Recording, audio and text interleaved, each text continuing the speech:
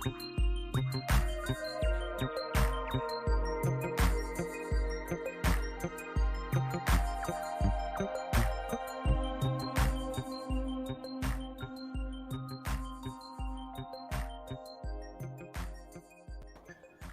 evening, Cape Fled Stories, ladies and gentlemen. Welcome to Cape Fled Stories.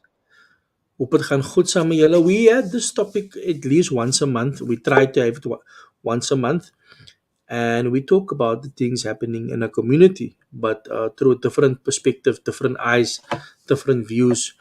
And we want to talk about, the church and the things that are bothering people because, we leave everything and we accept everything and everything becomes a norm. I was on Google Maps early on today en ek likes my investigation doen. Ek wil 'n detective gewees het toe ek jonger gewees het. And I went on to Google Maps and I looked at where the incident that happened in Parkwood. I looked at where it happened and I used the maps to actually see, because I know Parkwood very well. And just by watching, where the place where the incident happened in Parkwood, in that stretch, there's about five churches in one mosque in that road. But I'm not blaming the mosque or the church. No, no, no, no, no, no. But I've noticed something that I have to talk about. Ons kan oor alles praat, ons kan oor die politicians praat, ons kan praat oor mense wat geld steel, but we also need to speak about how effective is the church, or the mosque or the religion institutions in our community. Are we doing what we're supposed to do, or are we just now becoming like the normal organizations? You come to a service once a week or twice a week or thrice a week, and that is it. Because we need to ask ourselves the question: are we making an impact in our communities? And for this reason, tonight I have a Muslim brother with us, and I have one of our Christian brothers with us, and we're gonna come and speak about the things that is bothering us, or the things that we should talk about. In the studio, I have no other than Andre. Welcome, Andre. Welcome to Cape Fled Stories. And then I have Brother Madani. Madani, welcome to Cape Fled Stories. Thank you, Stanley. That's it. I'm just going to give over to Madani just to introduce himself to us, and then I'll give over to Andre, and then we will start with the discussion. Good evening. Assalamu alaikum. Yeah, my name is Madani Daris, and I'm a activist in certain respects, but I'm also a proponent of moral and ethical leadership. And I also belong to a group called the Movement for United South Africa, which is a national organization that strives to inculcate moral and ethical leadership across the spectrum, both at the political level and at all leadership levels. Because clearly the biggest issue that we face in this country is moral and ethical leadership at all levels, including in the churches and the mosques. So, so I also active on the Cape Flats and in the townships, well, certainly during COVID, and I think that you learn a lot by being on the ground with people. And understanding the issues and the plight. So that is and I'm also research a lot. I am a prolific writer, and I'm a heavy critic of the leadership within the Muslim community within Cape Town specifically, and South Africa at large. A very vocal critic. Awesome. And that is what we need, Madani. We need to be people that are open about things. We can't just follow, blindly. Thank you so much. We will come back now to that critical point where we're going to talk about certain stuff. But for now, I just want to introduce Andre. Andre, people know you already, but just introduce yourself again. And wie is Andre? Hi, good evening Stan and all your viewers. Ek is nog altyd Andre. Ek bly nog altyd hier in die Mitchellsplein Stan. Net soos brother Madani is ek ook maar iemand wat mense sien as critical en kom op teen die kerk en so aan. Maar dit is my liefde vir die kerk en vir die Here wat maak dat ek sê wat ek sê.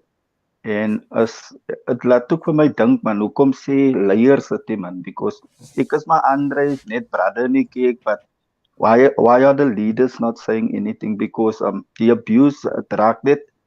Het lyk soos dit by die dag erger raak en again nobody says nothing. So ek is bly om vanaand te sien dat dit nie net die kerk is nie, but it basically help in alle spheres van religion en ek is baie dankbaar dat ons brother Madani saamgestem het om die interview te doen. Awesome. Gentlemen, Manera, one of the things that the question that came up 2 weeks ago, and it was also quiet. There's two places that I picked this up in the church. The church has become a hub where not all churches, and I want to say this, not all mosques and all churches are following the wrong things, but many of our areas, and especially on our Cape Flats, if you belong to a certain church, you need to pay a certain amount of money or tithes. Um, I have seen this, I've heard of this, and you need to buy your position into the church. Um, I've also heard of the story 2 weeks ago where 900,000 rand went missing from the MJC. I haven't read anything about it, but I think from the church, money disappears, and in the Muslim community or in the Muslim institutions as well, money do disappear. And who do we keep accountable? Because money can't just disappear. Like if the money disappear out of the ANC, we keep the ANC accountable, we keep the DA accountable.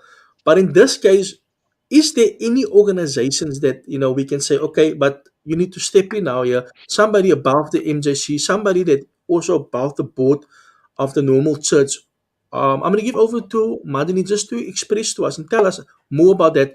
Who do we keep accountable when money goes missing and things go wrong? Who do we talk to? Yes, I think the issue around the MJC, certainly there was 950,000 rand that went missing. I've seen the documents. I've seen the person that wrote a fairly detailed document, the numbers, where the money came from, Mhm. and the signing off of the audit reports. I've seen all the documents. And what the MJC did when they were confronted with this, what they did was they um, they basically appointed an internal Mhm. inquiry from their own Mhm. members. Now, I mean, let's face it, when something like that happens, you bring in an external auditor, right? Mm. That has no links to the organization in order to be able to dig into the detail and find what is going on. What do? They brought a whole lot of imams of other mosques that is part of their affiliation and made them the commission of inquiry. I mean, come on, we know what the result's going to be. It's a cover up, right? And Yes. and so at the end of Mhm. the day, we are the people. Now, let me be very blunt about this, right? Our people are sheep. Most of our people are Mm. sheep, right? We get the leaders that we deserve. So we cannot moan and we cannot complain because we are happy to just sit in our comfort zones and outsource our thinking, outsource our spirituality to these people. And what happens is we give them money and they just run rampant. And so the bottom line is that we as people, we need to take we accountable as far as I'm concerned. We need to stand up, we need to protest, we need to go and demand absolute accountability from these people. And so I've been very much on the forefront of understanding this. I've written to them. I'm part of a group of people that's got this interest in terms of holding them accountable. And I think we're not going to leave it. So we're going to see how far this thing goes. But at the end of the day, we have to draw a line in the sand, right? I mean, Mhm. you're a religious leader, whether you're a priest or whether you're imam, you commit to the injunctions of your religion, ethical, morality, honesty. As soon as you break that covenant, you don't deserve to be in that position. It's as simple as that. Mhm. You're in that Yes. position, so you need to subscribe to those injunctions. So you don't. So we need to absolutely hold them accountable. And I believe that the way they've designed the churches and the committees and the mosques is they've designed it in such a way where they've actually misguided people. So you come to the mosque and you come to the church, and they put you into this ritualistic mode. They don't allow people to think for themselves. They don't promote spirituality. They promote religion, religious dogma. That's what they promote. So when you as a Christian go and you read your Bible, or you as a Muslim go and read your Quran, you're going to see something very different. So our people are Mhm. lazy. We don't read our Bibles. We don't read the Mhm. Quran. We don't do that. We outsource our Mhm. thinking to these. As Mhm. far as I'm concerned, these people, I don't follow any of them, by the way. I'm not interested in them. My connection is directly with God. I don't need an Awesome. intermediary to go through God. Mhm. Okay? That Mhm. is a complete misguidance and a fallacy, both in Christianity and in Islam. So at the end of the day, we as the people, the buck stops with us. Right? We Mhm. have to demand honesty and ethical and morality from these people who are self-appointed in these positions, as far as I'm concerned. And you actually bring up a very valid point there, Madani, is that they are self-appointed. And with that, they appoint more of their friends, and the whole committee becomes, a group of friends. So if I steal money, if I do something wrong, I know Andre is going to cover for me because I got him here in this position. And I think that's what they do in the church as well. We have this thing, you mentioned something very valuable. We have become sheep where we follow everything on media. Whatever is being said, that is what we follow. Whatever the imam is saying, or the mufti is saying, or whatever the pastor is saying, or the apostle is saying, we are following it. And with that, we've become so gullible because we like what, soos hulle sê, hulle streel ons se ore. And we like what they are saying. And with this, now we open up our pockets. Because if they open up our ears, we will definitely link to our pockets. And that is where every time when we give money towards these organizations, we are actually doing, what the Bible actually, or the Quran actually warns us about. We're giving to the sheep, to the wolf in sheep clothes. And that is the thing that we have, is that we have become so accustomed to men, and we don't follow the word of Mm, God anymore. Andre, I'm just going to correct. give over to you quickly. I know you're very, very verbal about this as well. Where do the church go to? I mean, Madini just mentioned now to us, they are a group of people that stands together, and they actually take on these guys. Do we have something such a fraternity? I know Dr. Jerome Schwartz, and his organization, they have an organization called Cypher. Cypher is also a body for the churches and a covenant. Is there any more of these covenants, or if I have a problem with a pastor, who do I go to? Because we need to keep them accountable. So who do we write to? Stan, I think that's the main problem especially within our religion, that there is no organization that we can write to or complain by, because op die einde van die dag, meestal van die organisations is om die money wil submit hier nie, nou gaan maak hy sy eie kerk op. And Mm-mm. then run hy met sy eie rules, and like Madani is saying, he don't apply the scriptures that was given to us. He now, like I said, make his own rules and do whatever he decides to do. En nou kry jy mense wat sê, maar dis my kerk. As hy nie dan soos ek speel nie, dan gooi ek vir jou uit my kerk uit. En pastor gee nou sy kerk oor vir sy skoonsien of vir sy sien, because there's no accountability. As soon as somebody comes and asks questions, but what happened to the money? Look here, we have donated, give offerings, give tithes for X, Y, and Z. So what happened to the money? Because there's elke week kom julle en soek net nog, and then we are called whistleblowers, we are labeled, and then as a vehicle kry, dan is amper soos hulle excommunicate jou man. Sy word gelabel, mense praat nie meer met jou nie. And daai se ding, because each one is like Judges ends with a verse that says, because there was no righteous judge in the land of Mm-mm. Israel, each one did what was right within his own eyes. En dis wat gebeur. Elke een het sy eie set of rules. En daar sien jy like a body wat sê nie, en obviously waar ons concern is, en maar dan ons kan nie verwag dat 'n unrighteous government, kyk hoe corrupt is dit daar. So how can an unrighteous government come in and bring laws unto us if they themselves do not even apply their own laws? So within the church, daar moet regtig waar organisations gestig word, man, wat mense wie hulle gaan accountable gehou word. Die Bybel self sê, if an elder sins, and there's 2 or 3 witnesses, bring him before everybody and rebuke him publicly, so that others might see publicly, but also be careful that they also will not be rebuked publicly. But today we are taught differently. Today we are taught, only touch not the Lord's anointed, do my prophets no harm, and that's all to cover up, you understand? Maar daar sê hy, as ek nou pastor moet rebuke publicly nie, en dan is dit nou 'n groot dingie, want wie dink sy is hy? Ek het mos nou nie title nie. En die ander ding is ook, waar kry die ouens die titles? Many of it it's self-made. I'm the first one that will say, yes, God doesn't always call the qualified. He will qualify the call. But sometimes dan dink sy die, wie het vir jou 'n pastor gemaak? Yes, 'n yes. vriende van my wat nou die dag gered geraak het, nou sy pastor.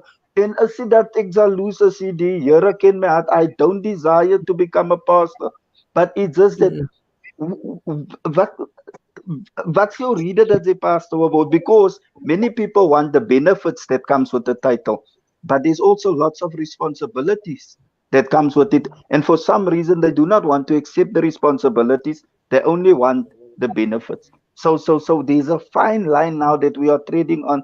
And for some reason, that's that niemand wat ons kan by complain. Awesome. Andre, thank you so much. I see Pastor Samuels is here. Pastor Samuels, can you hear us? Yeah, I can hear you loud and clear. Awesome, awesome. Pastor, I'm going to give over to you. Our question was just earlier about, we spoke to Brother Madani and we spoke to Andre. I know that in a Muslim community, there's a group of people that stand together and they take on, whoever does wrong in the community. This has always been the case, and this is what Brother Madani just said with us. But in the church, who do we keep accountable if money disappears, if money goes, missing, or the wrong things happen in the church? Who do the church people write to? Who do they complain to?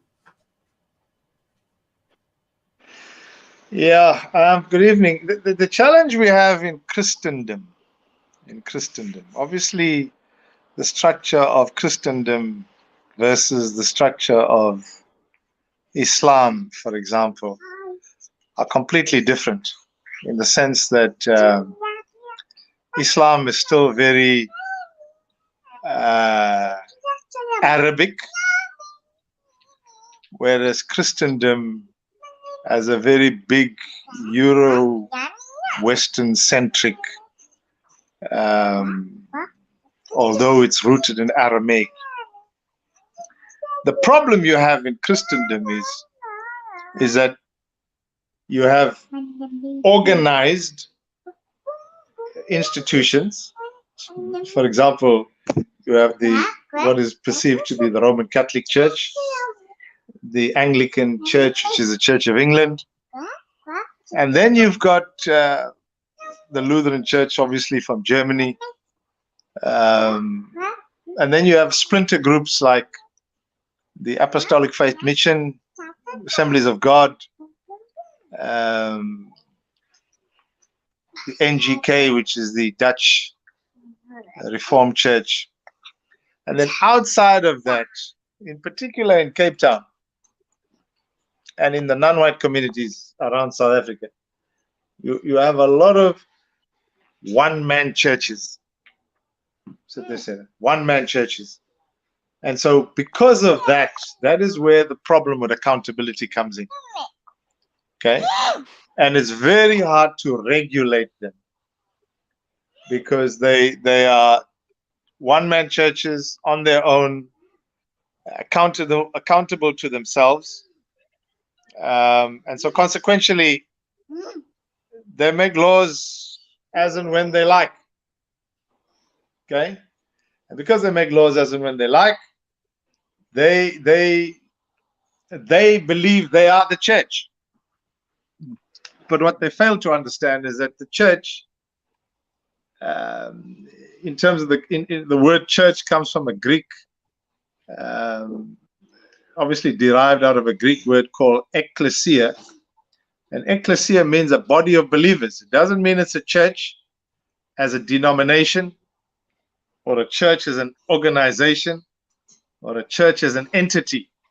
It just means that it's a body of believers that get together to worship. And so ideologically, principally, we have the same precepts as the Islamic, because we gather as a body of believers. But unfortunately, we are constrained by individuals who go out and open up what is supposedly churches and then believe that they can redact scripture to suit their authority. That's where the problem is.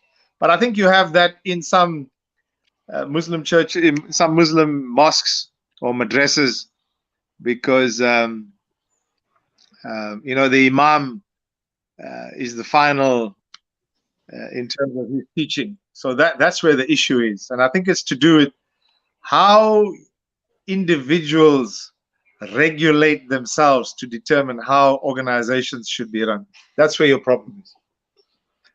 So to come back to your question, we call them out in public. Mm. We call them out in public, and we refer them to the Holy Scriptures, and we hold them accountable to the Scriptures, that if they don't subscribe or prescribe to the precepts of Scripture, it then makes them heretics. So we call them out. We call them out. I just want to add quickly just on what you mentioned there, and I want to just ask Madani also if this is happening with them as well. I think there's a thing in the church where, or in the mosque, where people are being indoctrinated. Like you say, this gentleman starts a church, it's a one man show, but obviously it doesn't align to what should really happen. Some of these guys didn't even go to Bible school. They don't have a qualification, which I think also nowadays should be a requirement, because some of these guys talk a lot of nonsense, and they make up a lot of things that shouldn't be taught to people. There is now such a thing as like a Easter weekend. So if you show money on the Easter weekend, you can expect a resurrection. They call it a resurrection. This is the type of things, and Amen. people buy it because like I said, the churches on the Cape Flats, people are desperate. They are vulnerable. We see what happens, when you make a promise. Like I know for a fact, and I always mention it on this program. Um, a prophet one day told a lady that God showed him that she's going to buy herself a new Corolla, and it will be in this month still, in that time. And she went to does it the Automark, and she went to go buy a car because she was obedient to the prophet. 5 months later, she lost her job, and 3 months, 4 months later, she had to give the car back because she couldn't afford it. And this is the thing that I wonder. These guys are causing a lot of harm in our community because our people are vulnerable. And like Madini mentioned, we are sheep. We are following because we want to hear good things. This is the one thing that I just want to mention also to you, Madini. There's one thing that I respect about the Muslim community. There's only one mosque in one area, or maybe two. There isn't like 30, 40 churches where we have the problem of 30, 40 churches down one street. But also, with the wrong people,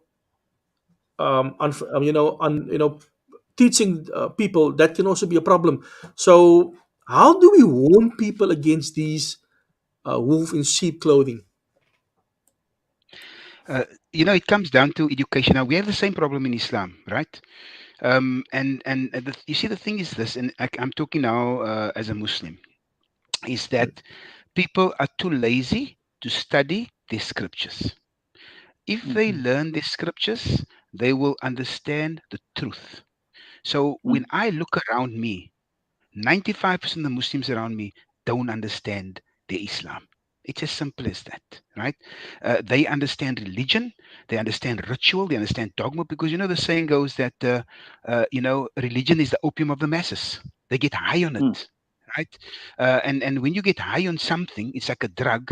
It just completely you're unable to think. You're unable to apply your faculties and to reason, and this is what they've done, in Islam as well. Because when you go to a mosque on a Friday, when they do they do the Friday sermon, you literally got to put your shoes on the rack together with your brain. Okay. Mm-mm. And because the problem also is that what's being preached is not resonating with the youth. You see, what is Mm. meant to happen in church and mosques? They need to preach the contemporary issues and challenges that we face within that community.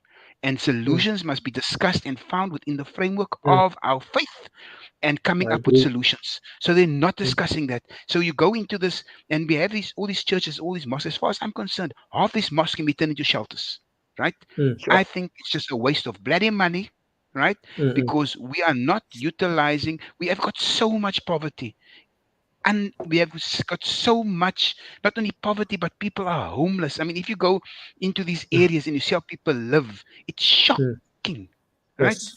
And really, if we are calling ourselves people of religion as pastors and as imams, Mm, right? What are we doing? You know, mm, because the Quran tells me the best of the believer is not the one that worships God, is not the one that prays, is the one that serves humanity. That's what the Quran mm, teaches me.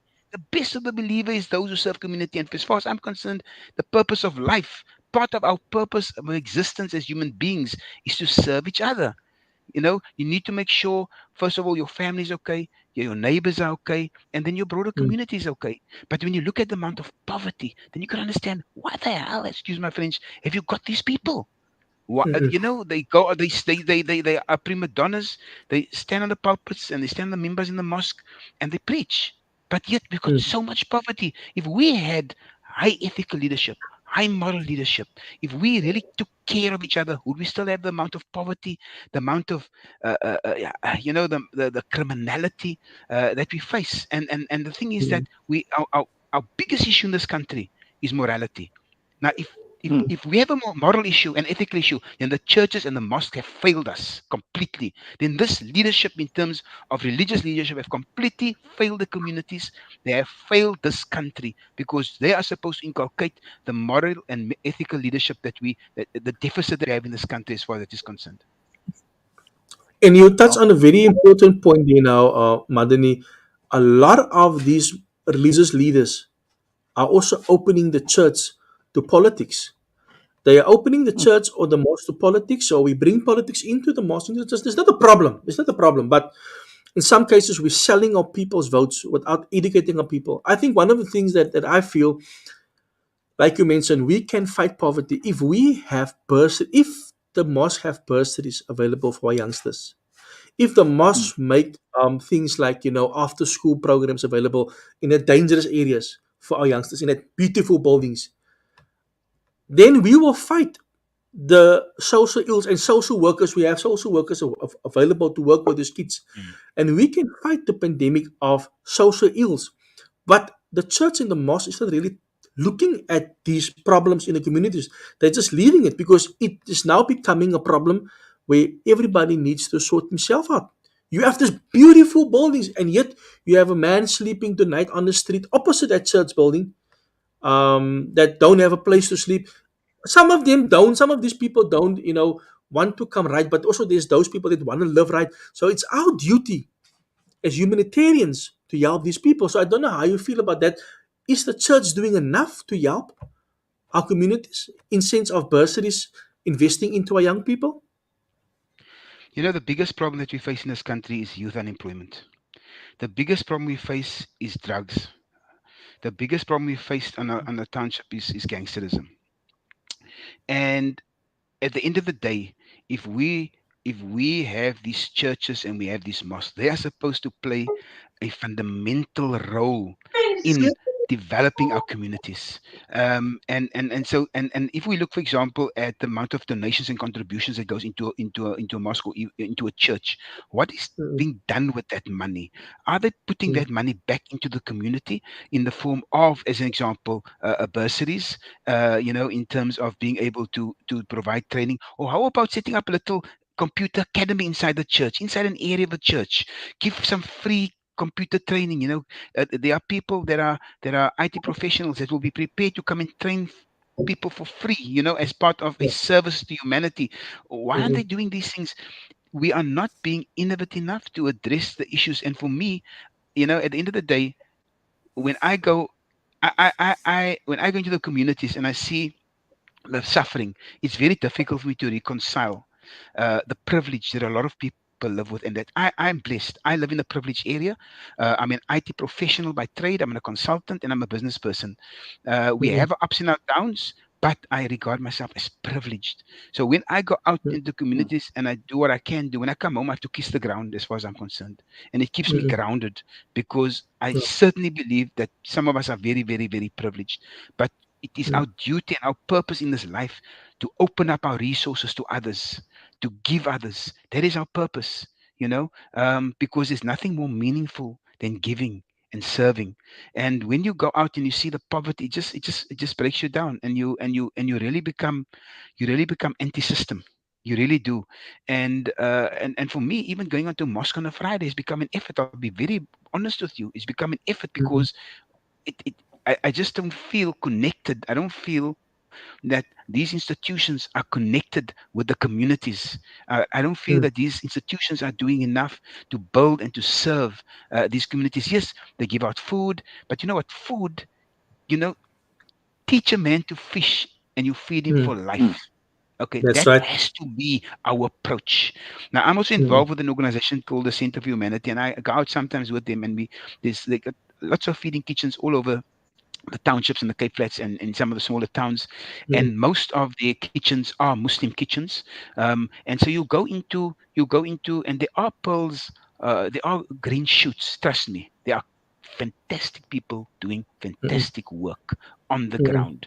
And sometimes we go in, and and there's and amongst all the poverty, and amongst all the gangsterism and criminality, you'll find a little Wendy house, that's a little Mm-mm. madrasa or a feeding scheme, Yeah.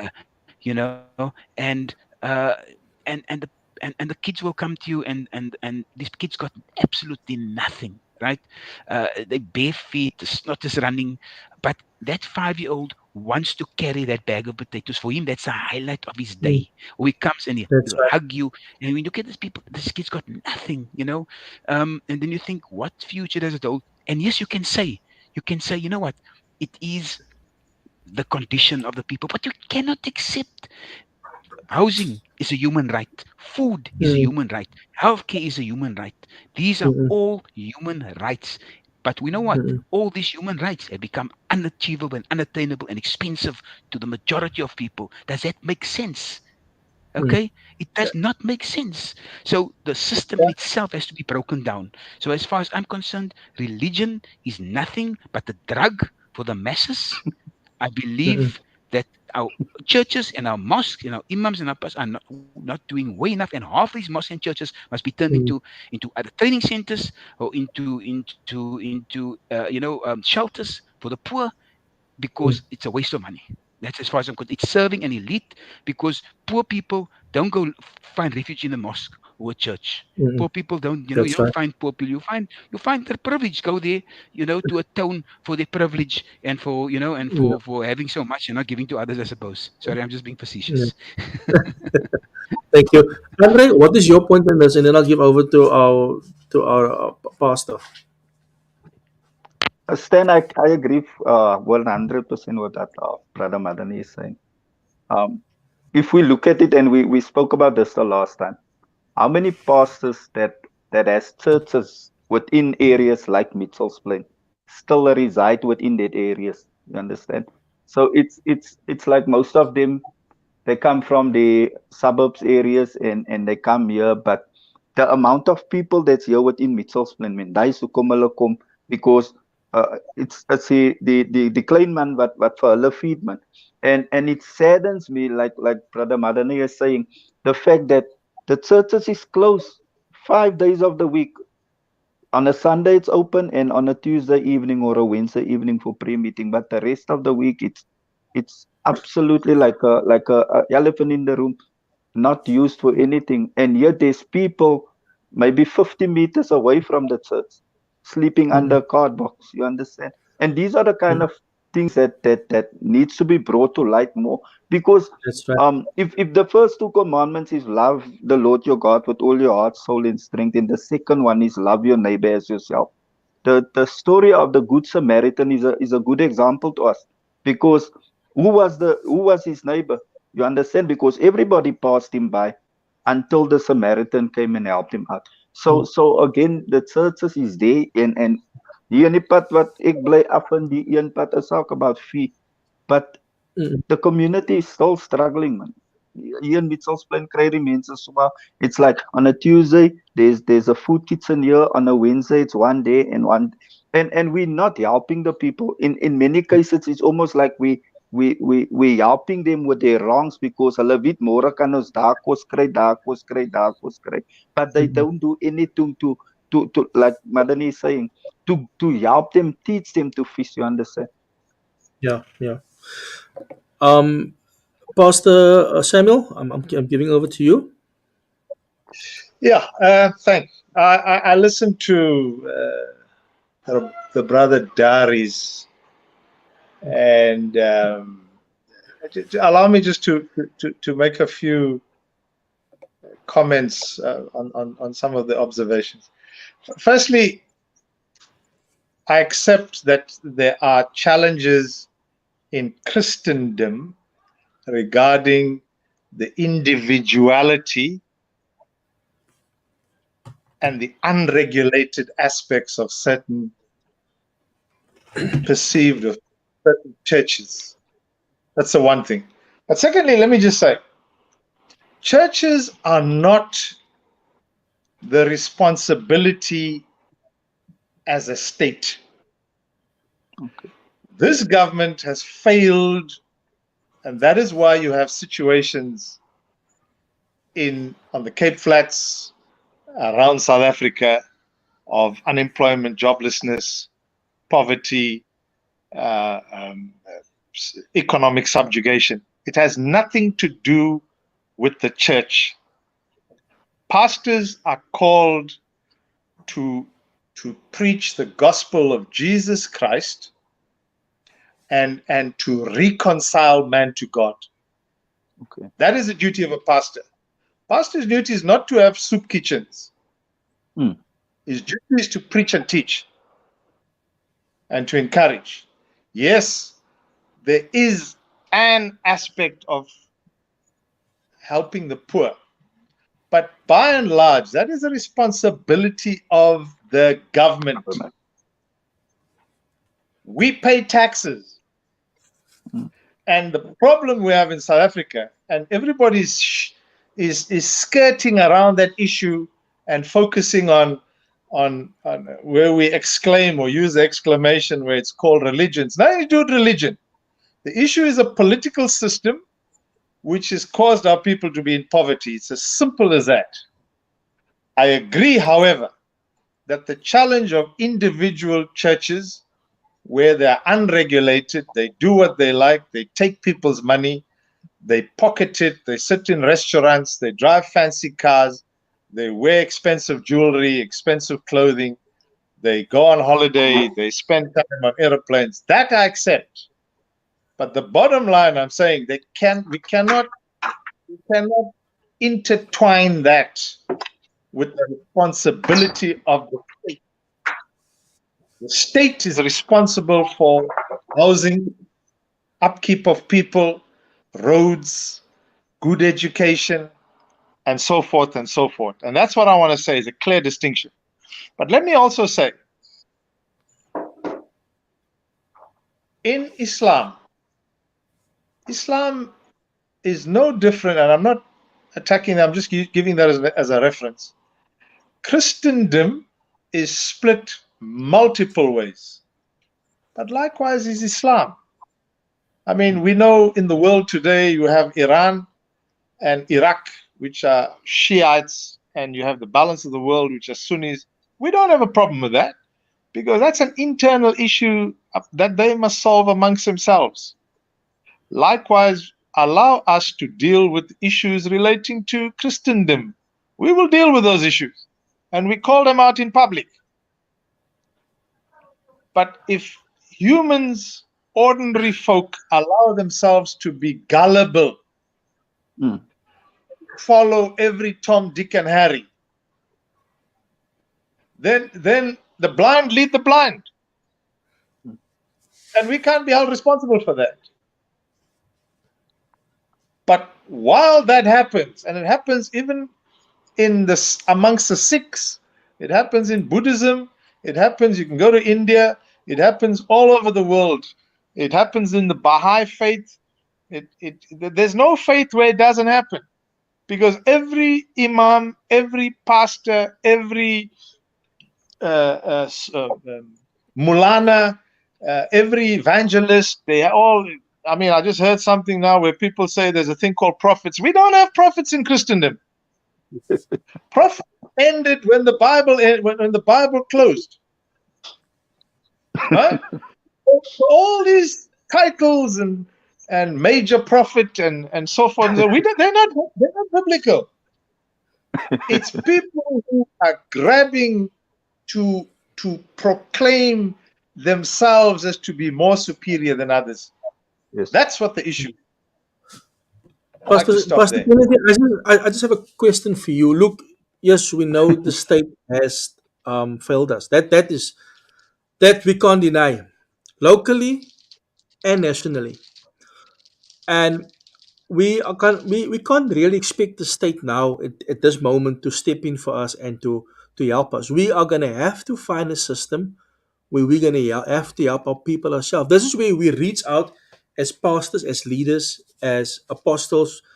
And believe it or not, there's still prophets as well. There's still prophets out there as well. So that is where we reach out to our people and say, look, for now, we're gonna have to do the job of this government, because the government is now not anymore with us, it is against us.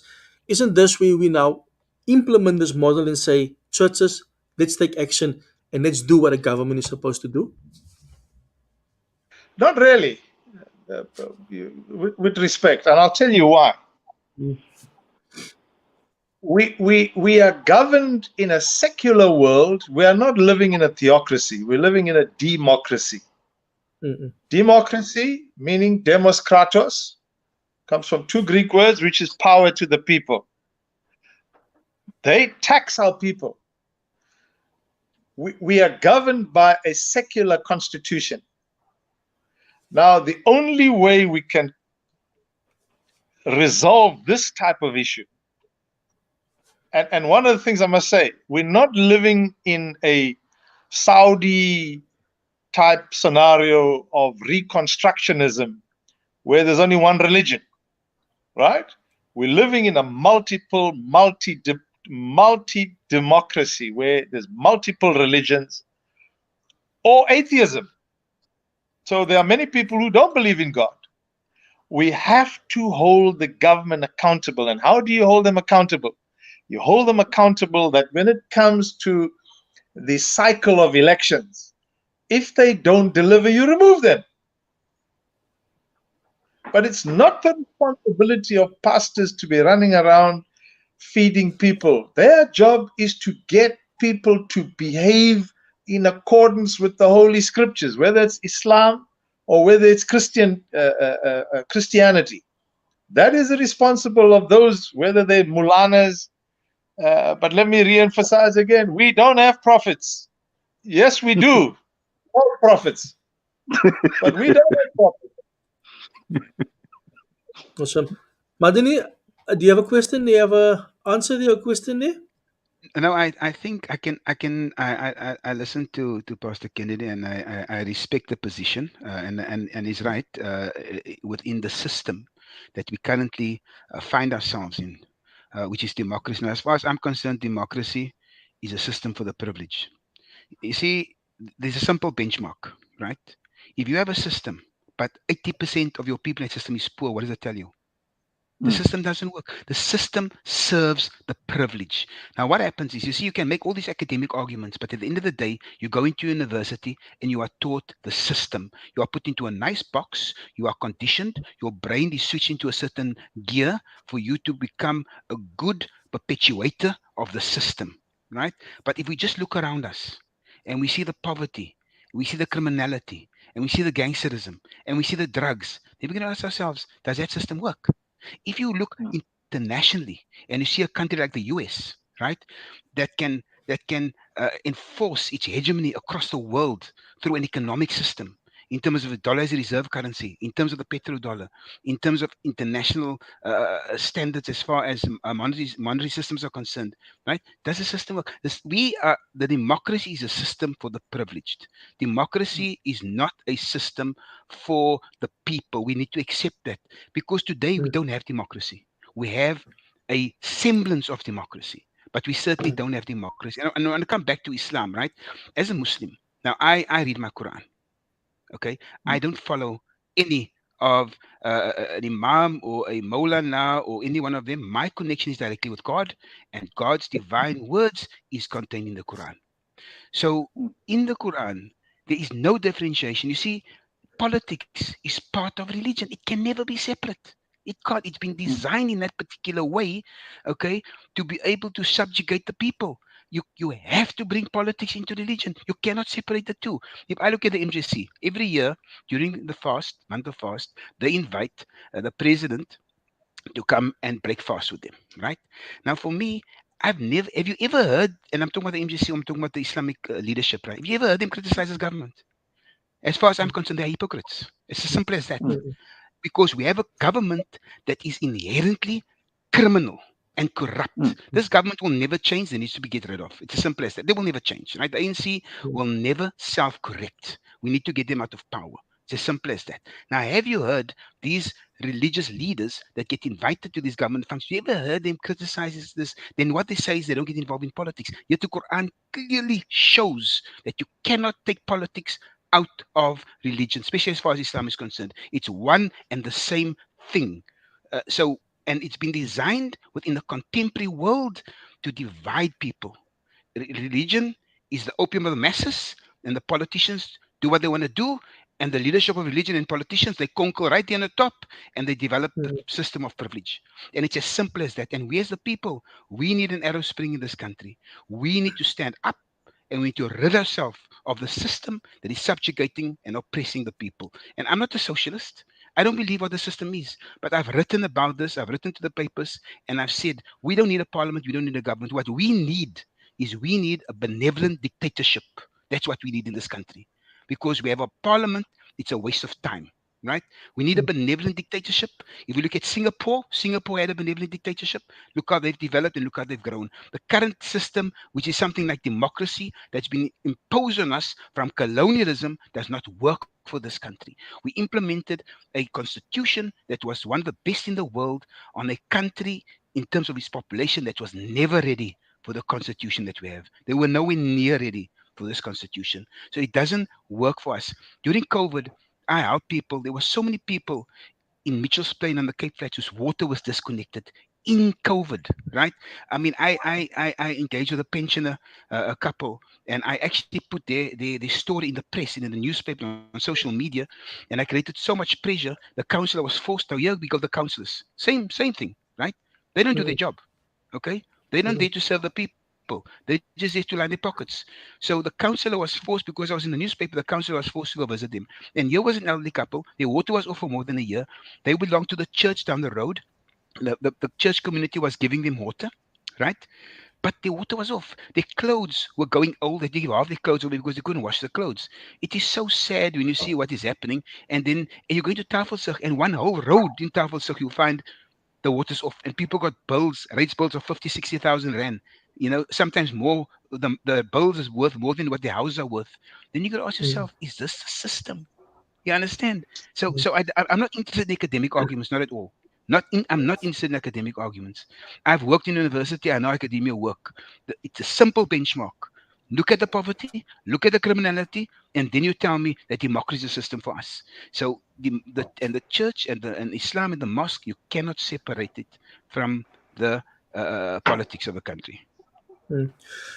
And I think also, just to come back, if we read the Bible in the Old Testament, many of our, like David, oh, those guys, they were kings, they were in charge of, they were lawmakers, at one stage. And I think politics is important, but the problem that we have is many of these guys are not that are leaders of these parties are not real stand-up guys. I mean, any guy can take a photo of himself and post it on Facebook. This is what I did in this community, and that is what social media are doing. Social media is giving people presents that's supposed to get presents. People airtime that's not supposed to get airtime. You have prophets now, every day lunchtime going on Facebook, dishing out um, lunch break prophecies, and then you have to pay for it. I think that is the nonsense that social media is bringing. We are becoming so gullible that we have allowed all these things. But that is also the thing of a democratic country. You are allowed to do what you want to do. And with that in place is that, what happens? You have a church of 500 people. And that church of 500 people will have a split. It will split three ways. And each of those churches will start other churches, other denominations, and it will use other doctrine, to teach people differently. And that is the problem we have. We have all these churches that is teaching people wrong. I mean, we did some broadcasts on cults, churches that they keep our people, you mustn't go and study, you must come and work at this institution because we're going to give you money, sell cookies and stuff. And people are actually nowadays they are traumatized when they go to church. We have trauma in the Cape Flats and we have trauma in the church.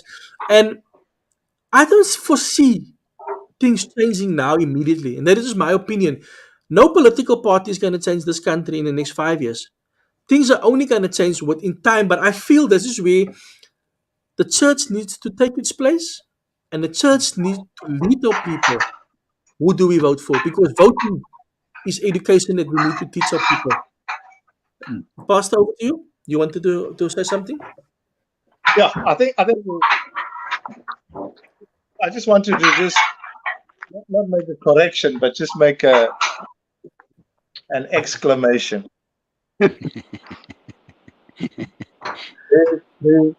The Old Testament was a theocracy. And so if you read the Old Testament, you'll see that the state was a welfare state. That's why when they talk about tithing, they say there was a widow's tithe, there was an orphan's tithe, so that when you plowed and when you reaped, you left a certain percentage for the widows and the orphans and the homeless and so forth and so forth. Now we live in a system of polis, from which we get the word politics. Polis, meaning people.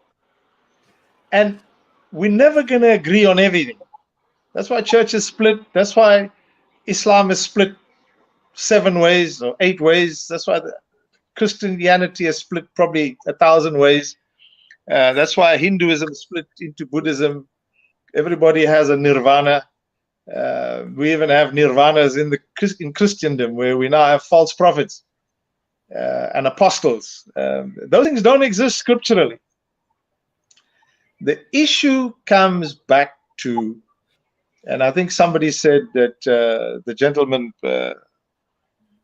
Darius had said that it becomes an opium. The opium is not religion. The opium is not politics. The opium is gullibility. People are gullible. They listen to every Tom, Dick, and Harry. The Bible says they are tossed about by every wind of doctrine. Politics needs people to stand up. Maybe not all, but they need to voice themselves. Creation of jobs is a government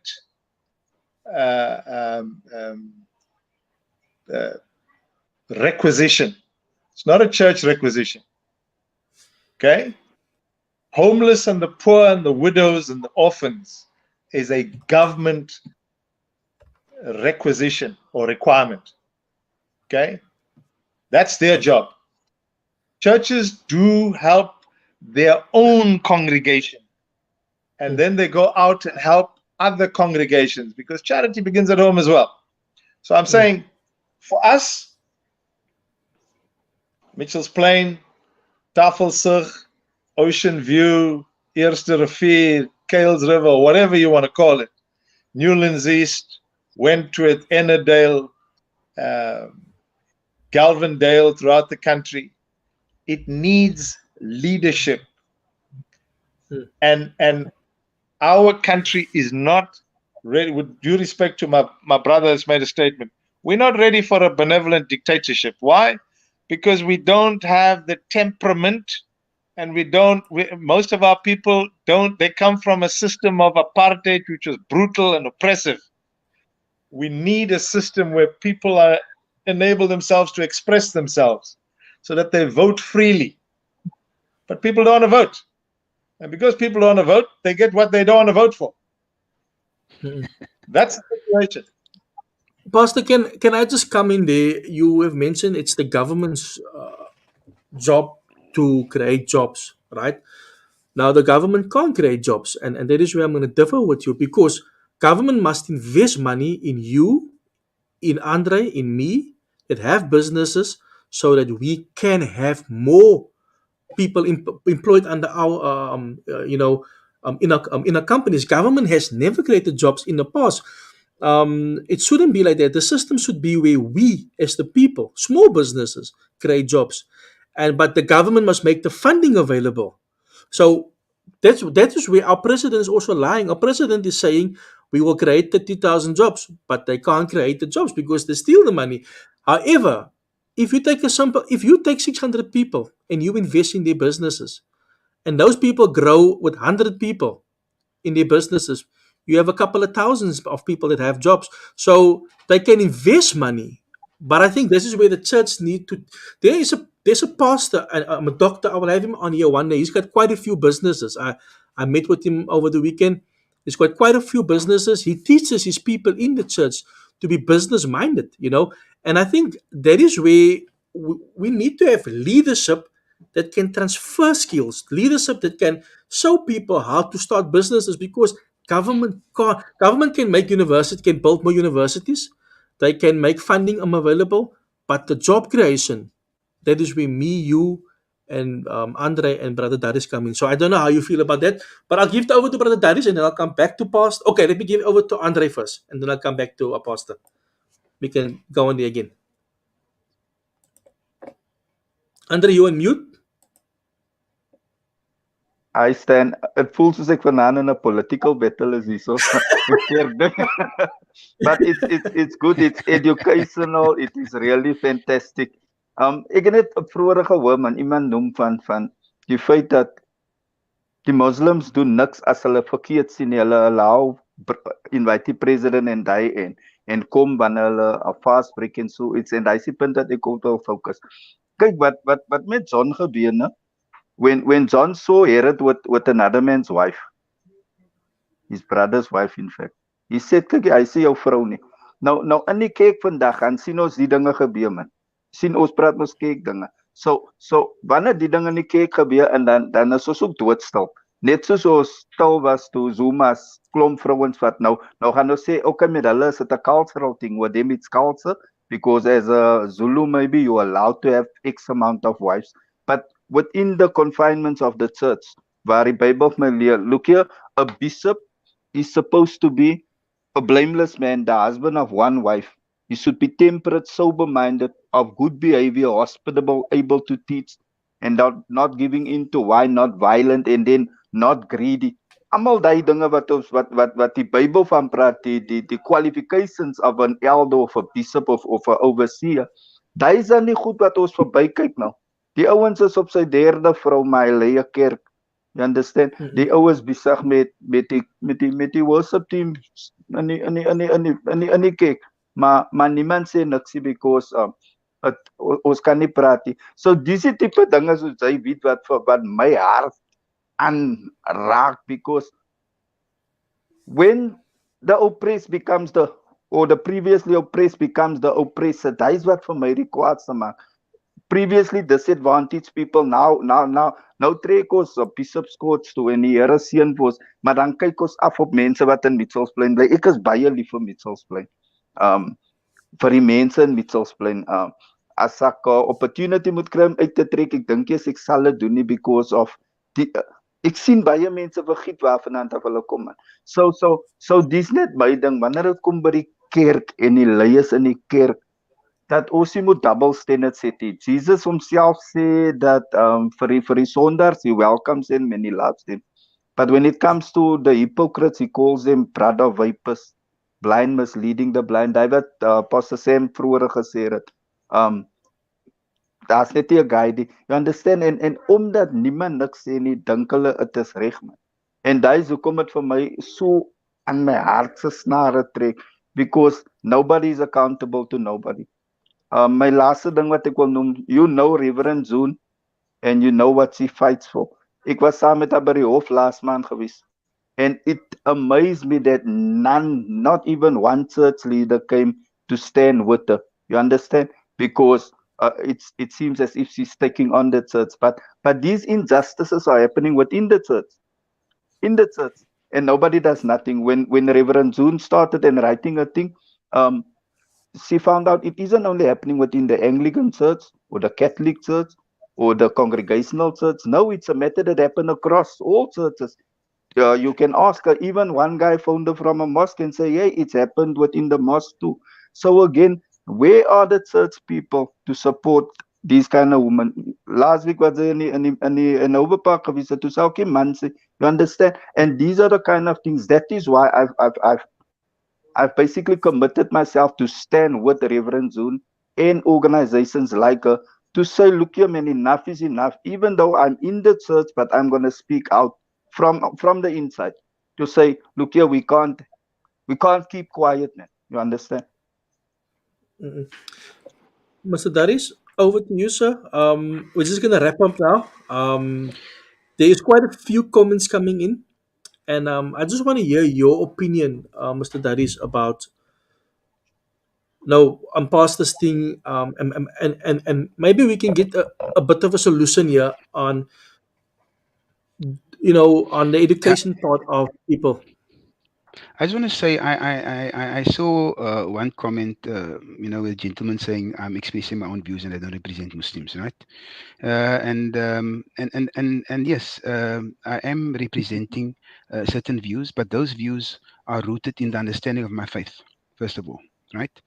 Those views are rooted in the work that I do, or the activities that I have on the Cape Flats and the poverty I see, the suffering that I see, the criminality that I see, the drugs that I Mm, see. Okay, so I don't purport to represent any Muslims, nor does any of this Muslim leadership, because they are not my leadership. Firstly, right? I, for example, there's a Muslim party, and in the last elections on Facebook, I was connected to this particular leader of this Muslim party, and he was canvassing in Hanover Park in the poorest of the poor areas with a 1 million rand Mercedes Benz, a black one, covered in the symbols of his party. And I sent him a message on Facebook and I said, "My dear brother, you cannot go with that kind of privilege, okay, and authenticity in terms of it smacks in the face of the poor to go canvass for their votes. Now, this is the mentality of the people, right? And we shouldn't be choosing leaders from privileged background. We should be choosing leaders from our communities. We shouldn't be choosing leaders that are activists, that are work in the communities. These are leaders that we need to choose because power corrupts, and we've seen it everywhere. We've seen the mosques, we've seen the churches, we've seen institutions, and at the end of the day, we only have to look around us. Simple. Look around you, right? If we were doing what we are meant to be doing, we wouldn't have the problems that we're having. And the other thing that I want to raise is the churches and the mosques has to be the centers of our communities. When the Prophet migrated from Mecca, Prophet Muhammad, peace and blessings upon him, migrated from Mecca to Medina. When he got to Medina, he set up a system of governance. He set up a system of government. Now, when we talk about governance to an organization like the MJC, they got no understanding of what it means. When we talk in the Islamic fraternity or the Muslim community about governance, they have no understanding what it means, because governance is fundamental to putting in the right structures to govern honestly and ethically, and making sure that we have the right mechanisms, checks and balance, and oversight in place in the way we deal with money and the way we deal with our affairs. So certainly from Islamic perspective, we can never separate the two. And in you mentioned earlier, right in the beginning, that there are numerous churches within a particular community. And again, mm, those churches, they might have differences in their thinking and understanding, but maybe they should combine, when it comes to be able to run programs for the communities. So as far as I'm concerned, churches and mosques needs to be the centers of the community. It must be a place of rest. It must be a place of where people can come in and they can feel comfortable, etc., etc. So I really think that we need to start to change our thinking. We cannot. Our politicians are corrupt. We cannot put our faith into politicians. We as a community and as a people of this country and as the voters, we need to take control of our destiny, and we need to get rid of the politicians, and that will happen. It's only a matter of time. In terms of the laws that governs this creation, there's a law called cause and effect. Okay, which means at some point in time something's going to happen that's going to break, and I believe that this country is going to break. The only way we're going to fix this country is if it breaks, and once it breaks, we are able to get hopefully either change the system, we get rid of the current political party in power. But that day is going to come. It has to come, because all empires fall, all governments fall that are not righteous and do not do right with their people. Thank you so much, Brother Darius. I'm going to give over to Pastor Samuels, and then we have almost over hour, and then I'll just conclude. Yeah, I think the conflation, if I listen to my brother Darius, is the conflation is trying to find a solution in the midst of an economic abject poverty, depressive, oppressive environment, right? And so we're all trying to look for a solution, and every political party comes. I saw an article now, somebody talking about the ACDP. ACDP hasn't got a clue. They talk about godly governance, which will never happen because you're in a democracy. Everybody's trying to find a solution, and everybody's trying to give a different view, and it's called a worldview perspective. So everybody's trying to impose a perspective on everybody else, right? The challenge South Africa has is that it's caught up in this bubble, in this time warp of religion, secular religion, because it's not religion, and politicization. And the only way we're going to solve the challenges in this country is for people to stand up honestly, openly, frankly, candidly, and say, in order to achieve what we thought we would achieve, this is what we need to do. 2, economic policy is a government imperative. It's not a church imperative.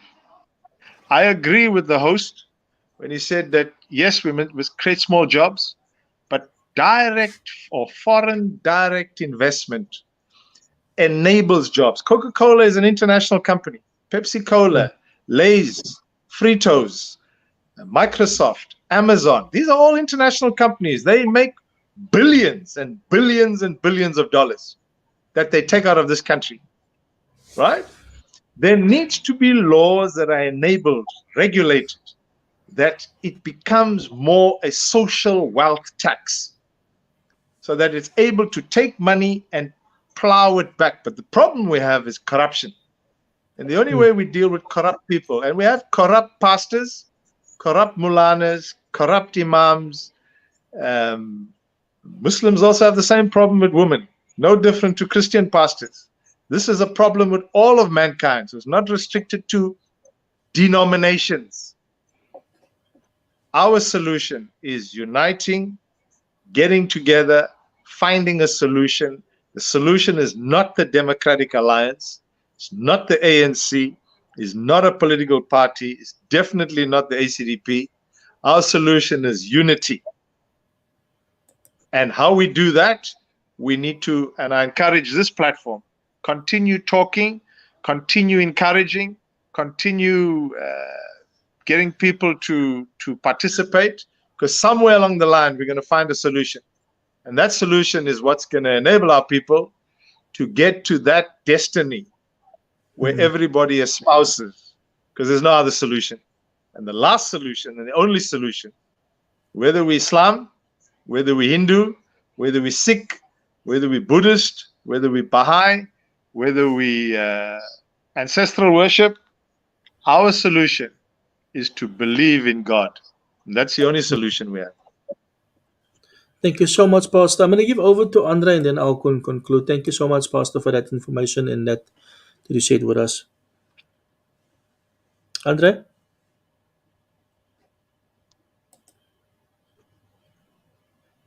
You unmute, Andre.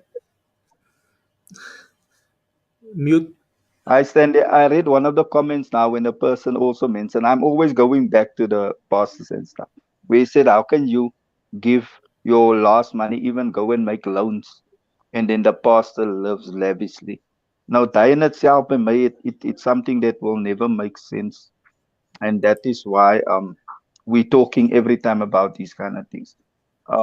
I just said last week, we're saying to people that we're living in the end times. So what's the purpose of me becoming a millionaire if we are living in the end times?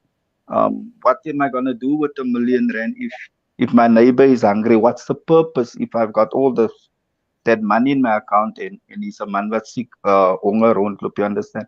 So I'm grateful for the fact that we can at least engage, talk, and not only talk but also come to a point where we do something, man.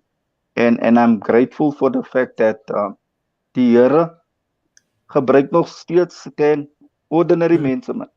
You mm, understand? Het hoef nie meer mense te wees daar van wat amazing titles en goed het nie, maar doodgewone mense soos ek en jy wat 'n difference wil sien in ons communities and that wants to be that catalyst of change. And that is waarvoor ek dankbaar is. More and more we see people now coming up and speaking out and saying, look here, it cannot continue like this. And that is hoekom ek dankbaar is vir jou en die platform wat jy created vir ons mense. Dat ons mhm, kan praat en die dinge address because die platform is daar mense nou 'n bietjie op hulle tone ook because hulle wag wanneer gaan Stanley weer praat, you understand? En dat is mhm, net te danke aan die Here, niemand anders. mhm. Gentlemen, thank you so much. Madani, thank you so much for coming out. Pastor It's a Kennedy, thank pleasure. you so much. Andre, I think we should have another. This hour was not enough. I feel there's so much. We only probably touched on two or three questions, and we still saw a lot. But I like the diversity of the crowd tonight because we. This is what makes the world go round. Is that there's different people with different views, and we Absolutely. all have the same purpose. We want to see the best for our people. So that is what I love about tonight's crowd. It was a diverse group. Stanley, Mhm. Yes. Stanley, maybe next discussion we talk solutions. Solutions. Yes. Okay. We also found one another now. So with the next one, next month we will have another one, and we come up with solutions. What do you guys say? Yeah. No, that Okay. sounds like a plan. Thank you. I appreciate it. Thank you so Okay. much, brothers. Thank you. Thank you so I'll talk to much. you guys again. Cheers. All right. Thank you. Thank you, ladies and gentlemen. As always, we have this conversation once a month. We didn't have it last month because we were busy a bit, and I want to actually invite a few of you guys. We will have the conversation again. I don't want to have it every week. There was a lady on this platform that don't see her in the comments. So I said to her, she was very upset with me. Why do you have to speak about these things? And I said to you, but we have to speak about these things. We need to open up people's eyes. And 2 weeks ago, I went to an event. En die vrou kwam na my toe. En die vrou sê vir my, sy is die ene wat sy vir my uitskil op Facebook. And in actual fact, we spoke and she took a photo with me. And afterwards, after I explained to her, why are we doing this, because we have a lot of things in our community that doesn't work right, that is corrupt, and we need to speak about these things. And that is why we have this segment, Kerk dinge, once a month, and we speak about the things that we need to look out for. I'm not perfect, you're not perfect, but we have problems in our communities, where we need leadership, and the leaders are not playing their roles as well. And for that reason, I know I'm not right. Sometimes I say things that I think I'm right, but I also learn. Like tonight, I've learned a few things, and that is what makes me bold to come out here and to fight my buck. And it is how I learn. That is how I learn about these things. And I want to encourage you. I will have the show next month. Maybe we can do it in 2 weeks' time. Maybe we can have one in 2 weeks' time. And I want to invite you. I see Muhammad wants to come. Please, yes, definitely. I will definitely invite you. Muhammad, my number is on the page 0662069207. Message me. I'll set it up and we have a conversation. This is we need to listen to each other's opinions as well. Other people's opinions are also, we need to listen to it. We need to give everybody a fair opportunity. That's why we call this Cape Flat Stories, because we each and every one of has a story. And this is also where we come out and say, okay, but that is where you go wrong, and this is where I help you. So aside from us debating, before I try and find a solution, one or two, and you also try to, help one another. Because the thing about us on the Cape Flats is we're fighting the same battles, but we're doing it individually. As individuals, we need to collaborate and we need to stand together. Guys, ladies and gentlemen, ek is nou moeg, ek gaan nou slaap. Thank you so much for tuning in. And Fauzia, I saw your request invite the ICDP. I will do so. I actually had a meeting with one of them not too long ago. So I will have them and then I'll bring them on. Ladies and gentlemen, have a lekker aand en ons gesels weer. Message me if you guys want to be part of it and then we have one maybe in the next 2 weeks time again. Cheers.